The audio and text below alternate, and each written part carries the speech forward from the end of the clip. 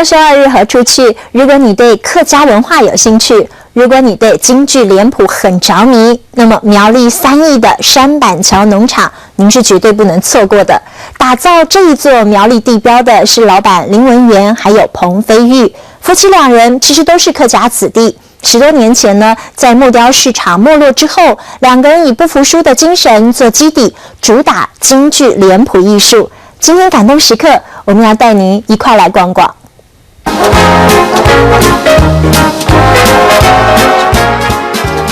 工作室里热闹滚滚，5、60个小学生来到苗栗3义的这一座休闲农场，体验彩绘木雕手工艺品。客家蓝山在小朋友手中有了新创意，带着大家沉浸在一片欢乐中的是老板娘彭飞玉。好，首先要介绍这个脸谱呢，哇，这个脸谱呢是我们全部脸谱里面最受欢迎的。仔细瞧，工作室的墙面挂满了一幅幅京剧脸谱，各种角色生旦净末丑，活灵活现。总共1000多幅的作品，都是馆主林文元还有彭飞玉一家人亲手画的。夫妻俩是客家子弟，10多年前在3义街上成立木雕工作室。民国88年回到老家农地，转型经营休闲农场。因为今天来到我们这里呢，这里叫做什么呢？这里叫做什么？SARS 那一年，农场经营最低潮的时候，一家人迷上画脸谱，也在开启了再次转型的契机。要从传统的农业转到这里来，其实要一路摸索。那今天看到这一些，是经过10几年的改造。那你说理念上来讲，绝对是会有一些意见不合的时候。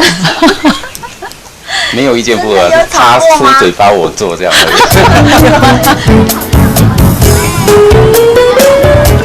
现在农场打造的有声有色，游客还可以赏桐花，晚上看萤火虫。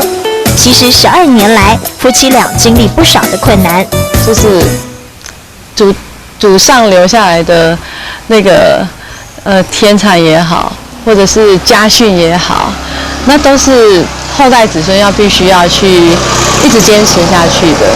所以在我们的观念来讲，就是可以为这个土地去做什么，是付出一辈子应该都算值得的。不论是京剧脸谱还是客家意象，彭飞玉夫妻俩要继续坚持，把传统文化传承下去。要坚持的这种才是对的。